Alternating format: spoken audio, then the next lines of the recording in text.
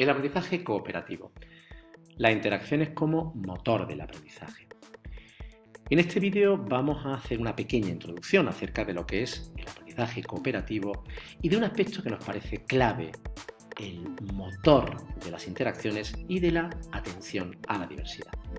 Vamos a comenzar en primer lugar haciéndonos una pregunta muy sencilla: ¿por qué un aula cooperativa? Y para responder a esta pregunta lo que vamos a hacer es partir del aula tradicional. ¿Cuáles son las características de este aula tradicional? En primer lugar, en un aula tradicional el alumno, digamos que ha de progresar de una forma independiente. Como mucho va a tener la ayuda de un docente que lo va a guiar en todo su proceso, en todo su camino.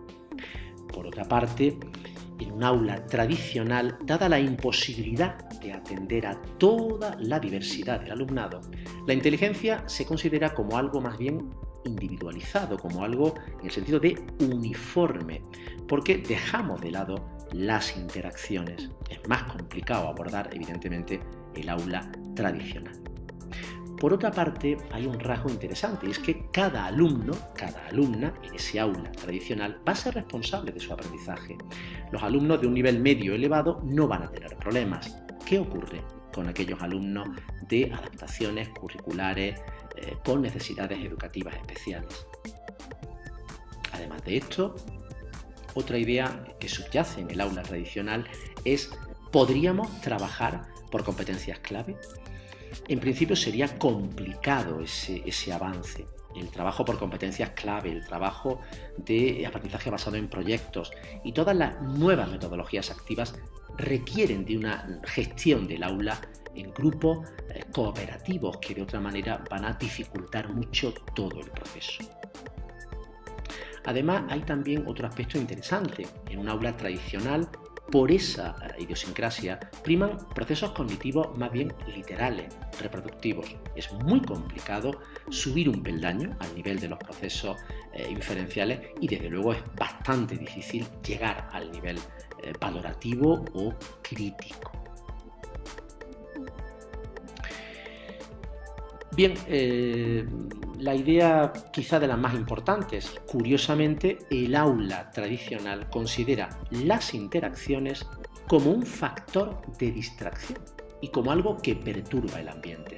Ahora veremos que esta idea es justo la contraria de lo que en principio perseguimos, ¿no? Por tanto, podemos hacernos una pregunta compleja: ¿cómo podemos lograr los máximos aprendizajes en nuestro aula? Desde luego habría bastantes posibles respuestas, pero quizá una de las más importantes con la que nos vamos a quedar es esta: fomentando las máximas interacciones de diálogo en mi alumnado. Como docente habré de generar aquellas situaciones de aprendizaje donde mis alumnos y alumnas estén dialogando. Esta es la clave. Y que a veces seguramente, en parte pasamos por alto, ¿no?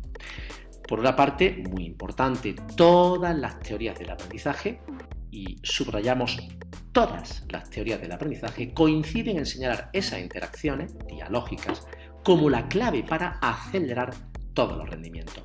Vamos a verla muy resumidamente. Comenzamos con un autor, Vygotsky. Vygotsky nos hablaba que lo importante no es la zona de desarrollo real donde un alumno o una alumna se encuentra en el momento presente, sino hasta dónde puede saltar ese alumno, cuál es su zona de desarrollo potencial, ayudado por otros alumnos a través del diálogo. Ese salto puede ser muy importante y esto es lo que un docente debe tener en cuenta: no dónde está, sino hasta dónde podría llegar. Podríamos incluso remontarnos a autores tan clásicos como, por ejemplo, Piaget. Piaget, cuyas teorías evidentemente han evolucionado, pero ya hablaba de la interacción social como elemento clave para desarrollar las estructuras intelectuales superiores. O igualmente podríamos también aquí citar quizá los más interesantes, los hermanos Johnson padres de todo el andamiaje del aprendizaje cooperativo y que hablaban de una idea muy interesante. Ellos decían que el auténtico trabajo en el aula, el auténtico aprendizaje, comienza justo después de que los estudiantes se pongan a trabajar en grupo, no justo después de que el docente ha explicado su unidad. Podríamos también traer aquí a autores tan leídos como Carl Rogers, con su psicología humanista. Rogers introduce una idea clave, sobre todo en la escuela pública, la diversidad. Y a partir de aquí, Rogers habla de la necesidad de incorporar en el aprendizaje la dimensión afectiva y, por tanto, subraya el clima del aula como elemento condicionante del aprendizaje. Bueno, en un aula cooperativa, esa dimensión afectiva es más sencillo de trabajar que en un aula tradicional. Y esta es una de las ideas clave con las que tenemos que quedarnos, ¿no? ¿Qué decir de autores como Howard Gardner? Él decía que cada uno de nosotros realmente es una combinación de múltiples inteligencias. Un aula gestionada de forma cooperativa permite trabajar todas esas múltiples inteligencias, por supuesto, más allá del aula tradicional. Y algo que nos parece clave, y es que precisamente la neurociencia, ahora en el siglo XXI, ha venido a corroborar todas las teorías pedagógicas del siglo XX, de tal modo que esa neurociencia dice que la máxima actividad neuronal demostrada científicamente coincide cuando las personas, los seres humanos, dialogamos, no cuando estamos oyendo a alguien hablar, ¿no? Aquí podemos ahora recoger esa mítica, pirámide, la pirámide, el cono de Edgar Dale, en el que la parte superior correspondería al aula tradicional y la parte inferior al aula cooperativa. Claro, cuando un alumno lee, como mucho asimila el 10%, cuando oye el discurso de un profesor el 20%, cuando además está viendo o incluso viendo y oyendo una presentación, puede que llegue a asimilar en el mejor de los casos un 50%. Solo cuando conversa y dialoga, porque el aula ha generado situaciones de aprendizaje en esa línea, es cuando puede asimilar hasta un 70%.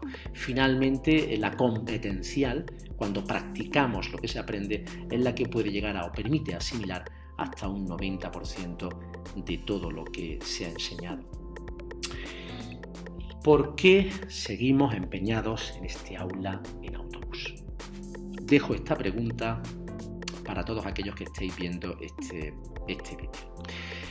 Bueno, a partir de aquí vamos ahora a analizar la pregunta de antes, pero un poco más en profundidad. ¿Cómo, por tanto, podemos lograr el máximo número de interacciones dialógicas en nuestra aula? Bueno, aquí la respuesta es única. La mejor manera es incorporando en el aula grupos heterogéneos cooperativos. ¿De acuerdo? Es la forma más eficaz de generar situaciones de aprendizaje donde el diálogo fluya continua y constantemente. ¿Qué es el aprendizaje cooperativo? Es el uso didáctico de equipos heterogéneos, fundamental, clave, tiene que haber en cada equipo base alumnos del máximo nivel y alumnos del mínimo nivel, reducidos. Lo ideal es utilizar combinaciones de 4-3 alumnos, donde garanticemos una participación equitativa, todo el mundo participa a su nivel, y una interacción simultánea, todos tienen que participar. Esto se logra aplicando técnicas cooperativas, y esta es la gran diferencia con trabajar en grupos a trabajar a través o mediante técnicas cooperativas, donde además hay un doble objetivo. Primero, aprender los contenidos, evidentemente, pero no menos importante, que cada docente enseñe a su alumno y alumnas a trabajar en equipo. Esta parte segunda es también fundamental. El aprendizaje cooperativo pasa por un montón de elementos. Cómo agruparlos, cómo lograr interdependencia, que todos participen, cómo hacer que cada alumno asuma su parte individual, cómo atender a la diversidad, cómo favorecer el diálogo, la interacción fluida, el respeto, con qué destrezas cooperativas trabajar y cómo evaluar todo esto. Es evidente que en este vídeo no ha lugar a explicar cada uno de estos aspectos, pero son la clave del aprendizaje cooperativo. ¿Cuál es la secuencia para implantar el aprendizaje cooperativo? En esa secuencia deberemos tener en cuenta varios elementos. Son muy sencillos. En primer lugar, cuál va a ser el tamaño de los equipos con los que yo voy a trabajar, cuánto tiempo van a durar, qué tiempo vamos a emplear en mi sesión lectiva para trabajar en grupos cooperativos, qué técnicas cooperativas voy a utilizar, si voy a utilizar o no roles, cuaderno de equipo y finalmente cuáles van a ser las destrezas que voy a trabajar en todo el proceso. ¿Cuál es nuestra recomendación? Para iniciarse en el aprendizaje cooperativo, lo ideal es esta fase, primeros pasos en los que ponemos a los alumnos en parejas, metodología la misma que yo utilice habitualmente, solo que cuando vaya a la parte práctica vamos a colocar mi alumnado en parejas. Esas parejas podrán durar 1, 2 semanas. Tiempo de trabajo en el aula, como mucho 10 minutos. Voy ahí a hacer que mis alumnos trabajen las actividades que tengo ya seleccionadas, pero en lugar de hacerlo de la forma habitual, voy a hacer que trabajen en parejas y mediante 2 o 3 técnicas cooperativas. No vamos a incorporar roles, no vamos a utilizar el cuaderno de equipo y vamos a fomentar una destreza muy sencilla. La idea es que transcurrido un cierto periodo de tiempo, seamos capaces, por ejemplo, al cabo de un trimestre, de pasar a una fase de consolidación. Metemos 2 alumnos más en cada equipo, llegamos a equipos base de 4 o 3 alumnos y alumnas. Lo ideal es mantener los equipos como mínimo un trimestre, como mucho trabajar 20 minutos en cada sesión y a las 2 o 3 técnicas cooperativas de la fase inicial en pareja incorporamos otras 3 técnicas cooperativas, de tal modo que al final los alumnos trabajen con 4, 5, como mucho 6. Aquí sí que hemos de introducir los roles que serán repartidos y en el que el alumnado tendrá que pasar por todos los roles y ya incorporamos nuevas destrezas cooperativas un poco más completas. ¿De acuerdo? Bien, vamos a ver un poco en esta línea qué beneficio nos reporta el aprendizaje cooperativo. Desde luego la más importante, la más interesante es entender que si hacemos trabajar a nuestros alumnos en equipos cooperativos es para atender de forma adecuada a la diversidad. En grupos cooperativos nuestro alumnado podrá trabajar a su ritmo y podrá ser ayudado por los demás. Esta es una de las claves más importantes. A continuación, la segunda clave fundamental va a ser entender que al trabajar en equipo estamos trabajando la solidaridad, el trabajo en equipo, la ayuda, el enriquecimiento mutuo. Todo esto es clave incluso en la nueva oferta o demanda profesional. Las nuevas empresas lo que demandan son personas capaces de incorporarse a equipos de trabajo y por tanto la escuela iría preparando incluso en ese nivel. Por un orden de cosas, estamos generando lo que nos dicen que es la clave de los aprendizajes, las máximas interacciones dialógicas. Por tanto, estamos garantizando situaciones de aprendizaje correctas.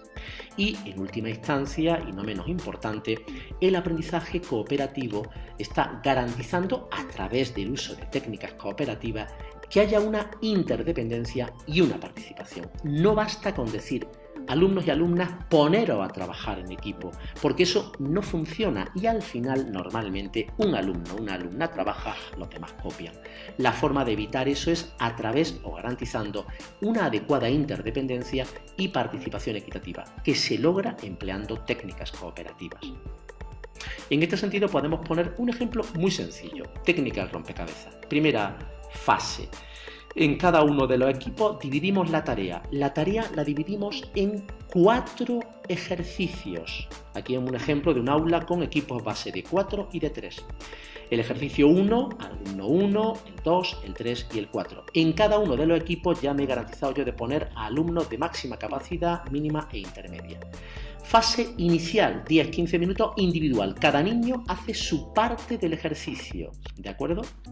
Transcurrido ese tiempo, pasamos a una segunda fase, que es la fase, por ejemplo, de especialistas. Todos los que han hecho el 4 se reúnen en una mesa, los que han hecho el 2 en otra, los que han hecho el 1 en otra y el 3. Y aquí consensúan lo que cada uno ha trabajado individualmente haciendo una mini puesta en común y llevándose todo el aprendizaje. Finalmente, a partir de aquí lo que hacemos ya es que los niños vuelven a su equipo base, cada uno explica lo que ha hecho y cómo lo ha trabajado al resto de los demás compañeros y finalmente podemos incluso llevar a cabo una pequeña puesta en común de todo lo trabajado para que de esta forma quede claro cuál ha sido el trabajo. Esta es una técnica al rompecabezas que favorece la interdependencia y la participación equitativa de todo el alumnado. Sin más, os dejo aquí con los créditos. Animaros, por supuesto, a formaros en el aprendizaje cooperativo.